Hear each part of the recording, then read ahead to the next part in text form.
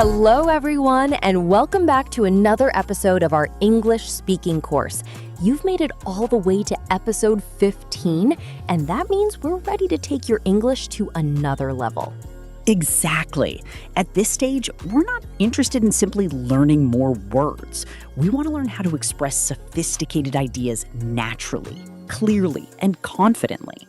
And today's episode is especially useful because we're going to focus on something many English learners struggle with: expressing opinions, uncertainty, disagreement, and complicated thoughts. Yes, sometimes you know exactly what you want to say in your own language, but when you try to say it in English, the sentence suddenly feels too simple. You might say, "I think this is a bad idea." Which is perfectly correct. But an advanced speaker might say, "I'm not entirely convinced that this is the most sensible approach." And that sounds much more nuanced. Our first expression is, "I'm not entirely convinced." This is a sophisticated way of expressing doubt or disagreement without sounding unnecessarily negative.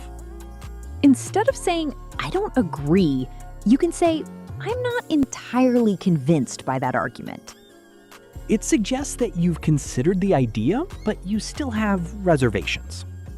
For example, imagine someone says, "Working longer hours always leads to greater success." You could respond, "I'm not entirely convinced that working longer hours necessarily leads to greater success." That sounds much more thoughtful than simply saying, "I disagree." And notice the word necessarily. Yes, not necessarily is extremely useful when you want to challenge a general statement. For example, being wealthy doesn't necessarily mean being happy. Or a difficult situation doesn't necessarily result in a negative outcome. Another useful expression is, "I have my reservations." That means you have some doubts or concerns about something. For example, "I have my reservations about accepting the offer." You aren't completely rejecting the offer. You're simply saying that certain aspects concern you. That's a very useful distinction in advanced English. Our next expression is, "to put it another way." This is useful when you want to explain an idea differently, so that it becomes easier to understand. For example, the company needs to reduce unnecessary expenses. To put it another way, we need to stop spending money on things we don't actually need. Exactly. You can also say, "in other words," but to put it another way often sounds more deliberate and explanatory. Let's imagine we're discussing motivation. Go ahead. Motivation isn't always consistent. To put it another way, you won't feel motivated every single day. That's an excellent example, because the second sentence clarifies the first. Another example could be, "Success requires discipline rather than temporary enthusiasm." To put it another way, you need to continue even when you don't feel inspired. It's a powerful idea. And it's also a useful speaking technique. If you ever realize that your explanation wasn't clear enough, simply say, "Let me put it another way." That gives you a chance to reorganize your thought without becoming nervous. Now let's look at an expression that advanced speakers use frequently. There's more to it than... This means that a situation is more complicated than it initially appears. For example, there's more to learning English than memorizing vocabulary. Absolutely. There's pronunciation, listening comprehension, sentence structure, confidence, context, and much more. Another example is, there's more to success than having talent.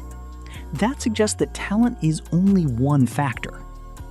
You could continue by saying, there's more to success than having talent.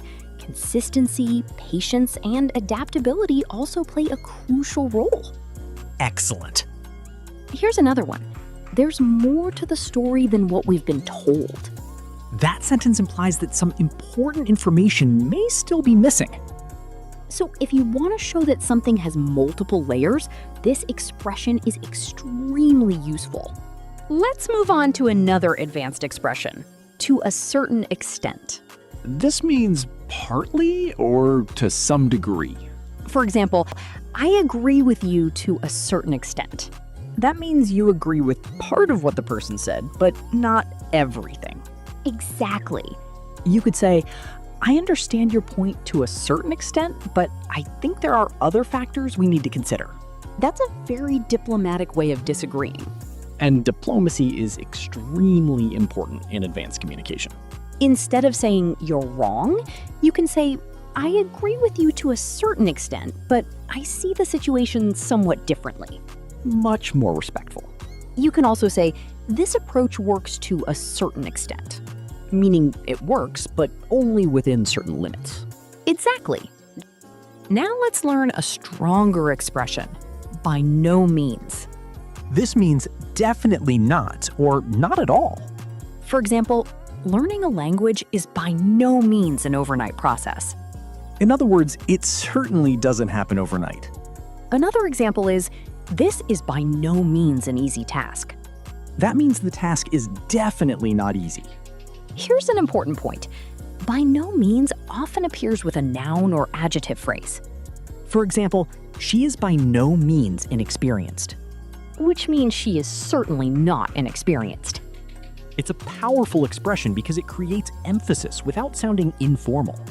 Here's another expression that can make your English sound considerably more sophisticated. It's worth bearing in mind. This means it's important to remember or consider something. For example, it's worth bearing in mind that everyone learns at a different pace. That's particularly useful when giving advice. Imagine someone says, I've been learning English for 6 months, but I'm still making mistakes. You could respond, it's worth bearing in mind that making mistakes is a natural part of language learning. Very natural. Another example is, it's worth bearing in mind that the cheapest option isn't always the most practical one. Excellent. You can also say, bear in mind that. Now let's discuss one of my favorite expressions. That being said, This is extremely useful when you want to acknowledge one point and then introduce another point that contrasts with it. for example, the course is expensive. That being said, it offers excellent resources. So you acknowledge the negative point, but then present a positive one. Another example, working from home can be convenient. That being said, it can sometimes make it difficult to separate work from personal life. Very natural. You can also use having said that. For example, I understand why you made that decision. Having said that, I think there was a better alternative. This is especially useful when you want to disagree without sounding aggressive. Instead of immediately rejecting someone's opinion, you first acknowledge it. Then you introduce your own perspective. Let's learn another sophisticated structure. What concerns me is. This is useful when discussing problems or expressing worries in a professional way. For example, what concerns me is the lack of preparation. Or what concerns me is that we don't have enough information to make an informed decision. That phrase, make an informed decision, is another excellent collocation. It means making a decision based on sufficient knowledge or information. For example, we need more data before we can make an informed decision. Very useful for academic and professional English. You could also say, what concerns me most is the long-term impact. Notice how much more precise that sounds than I'm worried about the future. Now let's talk about expressing opinions elegantly. One simple but effective expression is from my perspective. For example, from my perspective, communication is just as important as technical knowledge. You can also say, from where I stand. That's slightly more conversational. For example, from where I stand, we need to reconsider our priorities. Another expression is as far as I'm concerned.